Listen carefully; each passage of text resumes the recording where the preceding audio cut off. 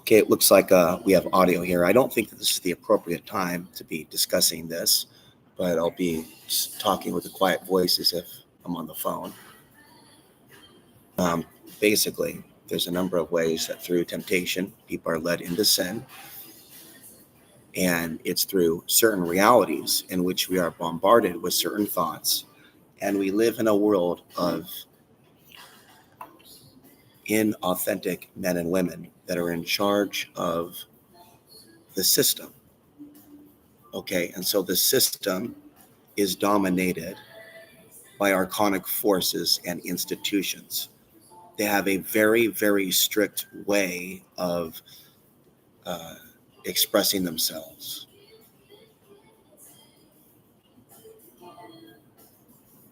So the reason why many of today's corrupted males and females end up on the dark side and in bad relationships is that the proper mechanisms right now on the earth are not in place to prevent certain activities. There is the illusion, there is the lie from El Diablo that certain people in authority on the earth now and in power and in charge are godly. Now, certain opinions and my lifetime of experience being put out there on the other YouTube channel is not automatically beneficial for me to obtain my objectives of marriage. Discussing sin and not having gloves on and being authentically Christian for real and not being silent about atrocities, having a heart, that is difficult to find in today's society. Part of me is traumatized and shocked that you just can't come out as someone trying to be Christian and trying to use the power of, let's just say it, magic to do more than achieve a special someone. There are videos out there where women encourage men like me to commit sin in order to get sexual contact, and that is not okay. We don't yet live in a world where there is a deep understanding that we need to be responsible for how we walk, how we talk, how we vote.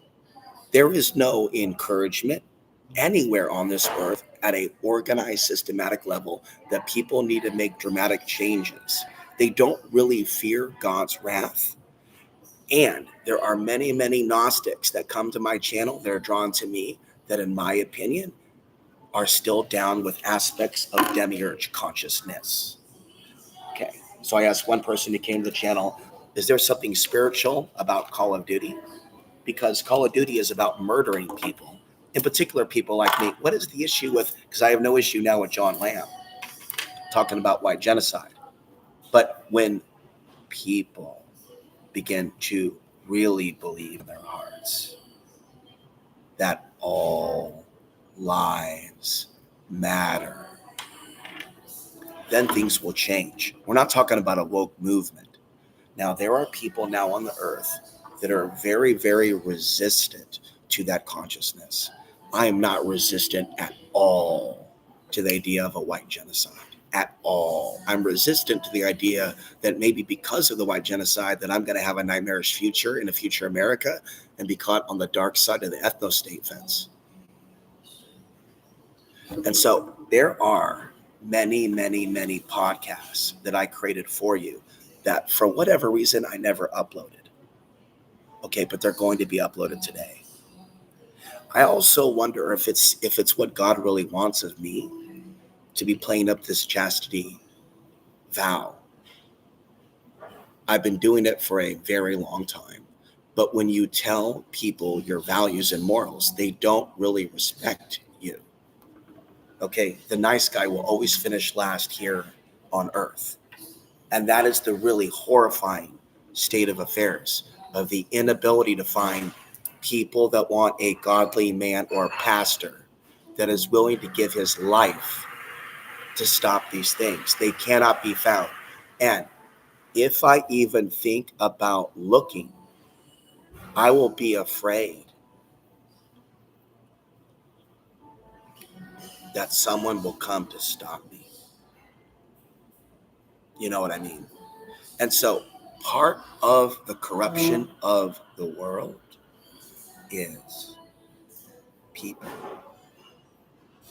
controlling their kids, their employees, their followers. There is a lot of mind control going on. People like it when they're in a certain amount of control over men and women, including at workplaces.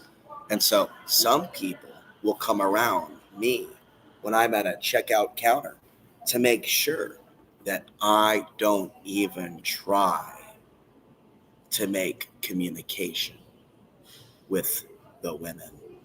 And I worry that that's the case here. The guy comes, he was given the channel, who works here. The guy comes, who was given the URL of the blog, never signed up to the blog, never said good job for fighting human trafficking. And they're Christian business owners.